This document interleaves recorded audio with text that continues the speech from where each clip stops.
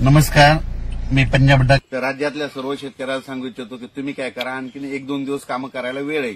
मग आता पाऊस कधी येणार आहे तर 8 ऑगस्ट पासून ते 18 ऑगस्ट म्हणजे ह्या 12 दिवसामध्ये म्हणजे 8, 9, 10, 11 पर्यंत राज्यात दररोज वेगवेगळ्या भागात पाऊस पडणार आहे. आणि त्याच्यानंतर काय होणार आहे, परत 2 दिवस उघड देईल. त्याच्यानंतर 14 ते 18च्या दरम्यान परत ते मग मोठा पाऊस असणार आहे म्हणून हा अंदाज लक्षात. पण आता हे जे आता उद्याचा जे 8 तारखेचा पाऊस येणार आहे, काही ठिकाणी 7ला देखील येणार आहे. यवतमाळ जिल्ह्याकडे चांगला पाऊस पडणार आहे, त्याच्यानंतर नांदेड जिल्ह्याकडे पडणार आहे, हिंगोलीकडे पडणार आहे, त्याच्यानंतर परभणी जिल्ह्यात पडणार आहे, लातूर जिल्ह्यात पडणार आहे, धाराशिवकडे आहे, बीड जिल्ह्यात आहे, त्याच्यानंतर सोलापूर जिल्ह्यात आहे, सांगली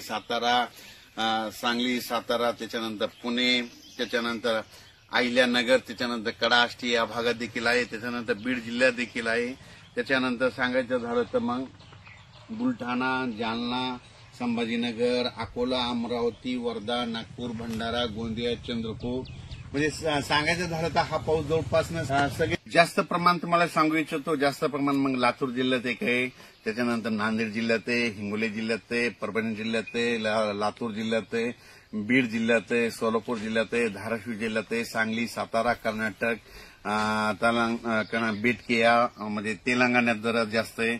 म्हणजे ह्या इकडल्या म्हणजे दक्षिण म्हणजे महाराष्ट्राच्या दक्षिण भागाकडे हे पाऊस जास्त आहे, कारण की पाऊसच दक्षिणेकडून यायलाय. म्हणजे सांगायचं झालं तर परत पुन्हा हे पाऊस काय होणार आहे, थोडा पुढे सरकणार आहे. मग तो कसा पुढे सरकणार आहे, मग इकडे जामखेड, कर्जत, आष्टी, त्याच्यानंतर 2, बारामती तसा तो पाऊस पुढे सरकत अहिल्यानगरकडे जाणार आहे. म्हणजे अहिल्यानगर, राहता, शिर्डी, कोपरगाव असा करत नेपाळ, नाशिक इकडे भागामध्ये तिकडे थोडा कमी होत जाईल, पण तिकडे देखील पाऊस पडणार आहे. पण जास्त पाऊस मात्र दक्षिण महाराष्ट्राकडे राहणार आहे. दक्षिण म्हणजे महाराष्ट्राच्या दक्षिण भागाकडून जरा जास्त राहणार आहे.